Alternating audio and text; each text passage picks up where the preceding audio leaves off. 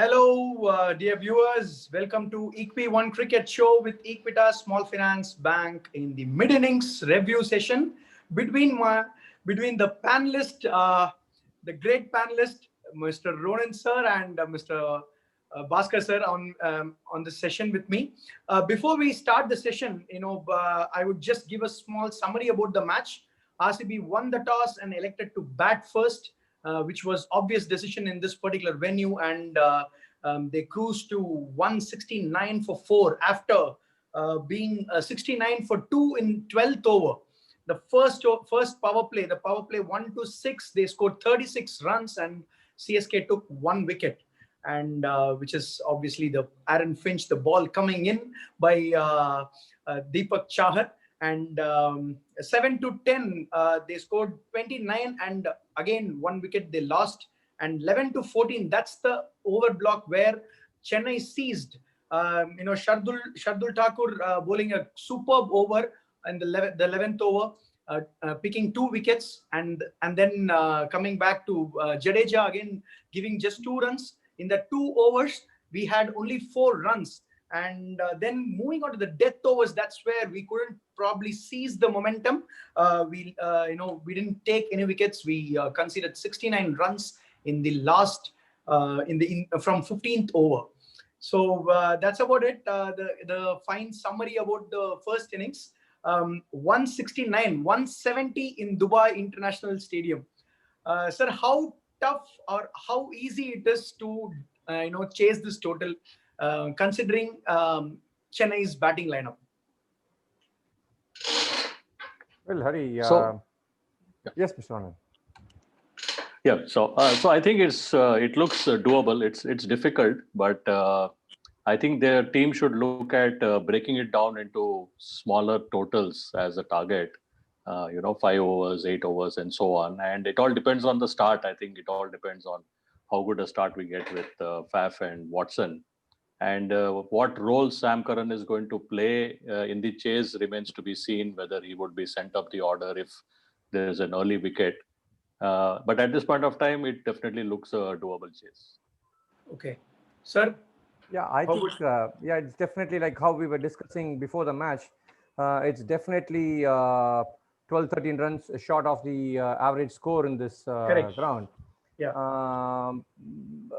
But not trying to be pessimistic, but just trying to play safe, going by CSK's performance all through this tournament. I felt that, and for the bowling that they did in the first 15 overs, I think we had given about 15, 16 runs more than what we could have actually restricted them to. True. I was pretty surprised at the choice of Sam Curran bowling the 19th over as against Chahar, because Chahar had a brilliant spell, and I think he was probably giving something around 3.5 runs per over. Yeah, 3.5 runs. Yeah. Okay. So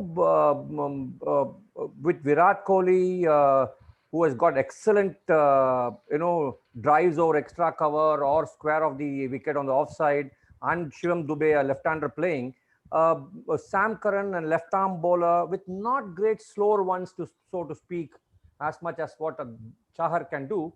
I felt that decision a little surprising.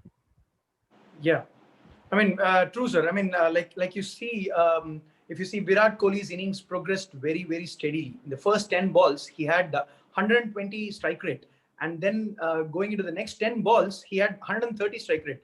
From there on, the momentum was completely with Virat Kohli. Like you said, the choice of bowlers during the death overs, he perfectly utilized, and he cruised his 50 odd runs in 203 strike rate in the last after 20th ball. So which gives a sound reasoning of using of proper bowlers in the death bowling has been a very, very concern for CSK per se. Yeah.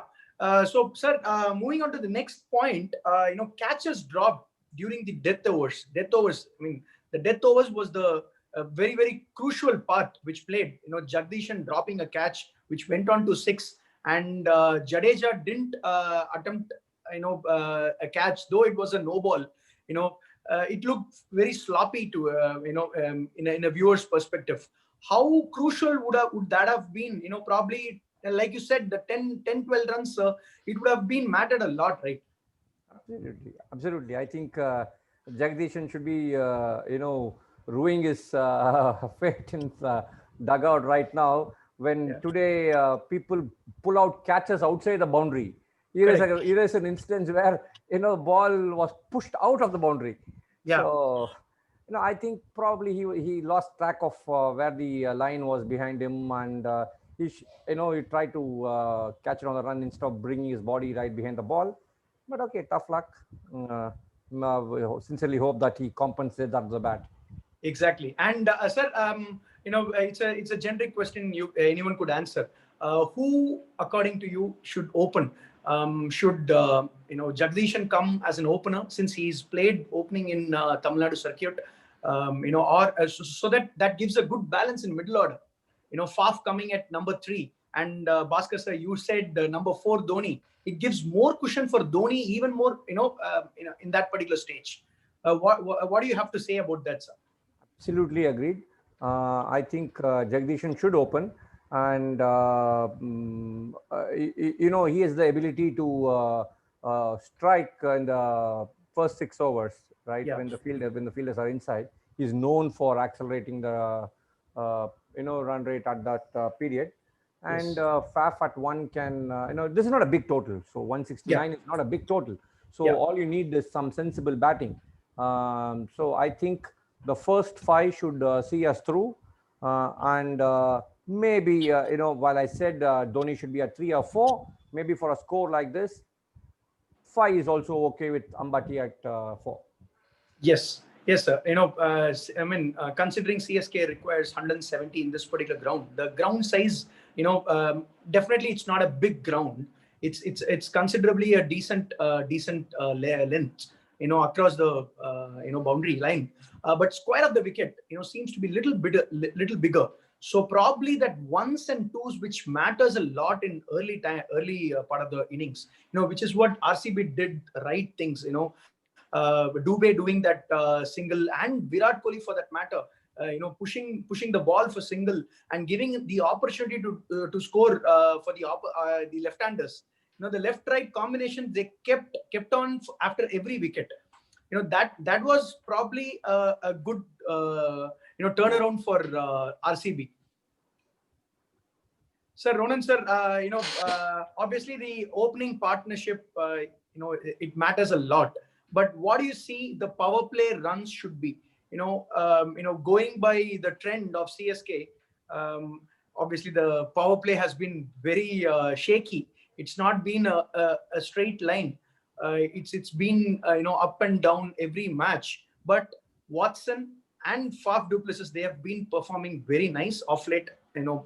After that Kings 11 match, but Faf du Plessis is an anchor, a sheet anchor, has to play a sheet anchor role today. How do you see that particular number 4 slot, sir? Sure. So I think, I would still go with Faf and Watson opening, primarily because they are both in good form, and a good start is definitely going to help us.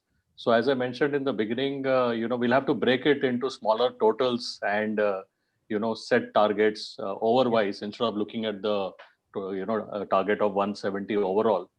Yeah. So I think power play score of about 50 to 55 should be a good start, hopefully without losing maybe 1 wicket at the most and not beyond that. I think that should keep us in a good position.